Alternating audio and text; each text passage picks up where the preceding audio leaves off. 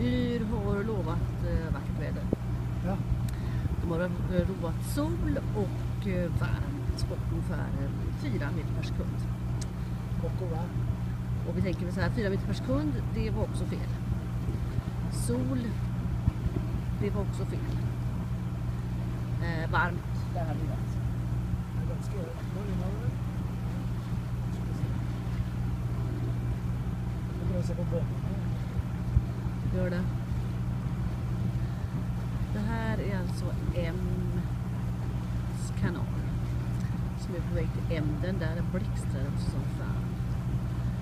Det är inte vackert här, det kan man inte säga. Det är brunt och det är Strömmigt. strömt som fan. 50 kilometer i timmen. Ja, i ungefär 10 knop kör vi. Jag vet inte om de ska få stopp. Nej, Eller vad det ska ligga till. nej, det vet vi inte. Det är ju bara om jag sätter jag ligger i Leira och då har inte fattat att lägga oss i Leira, men ska jag något nytt. Som sagt, vi är lite osäkra på hur detta kommer sluta, men fortsättning följer.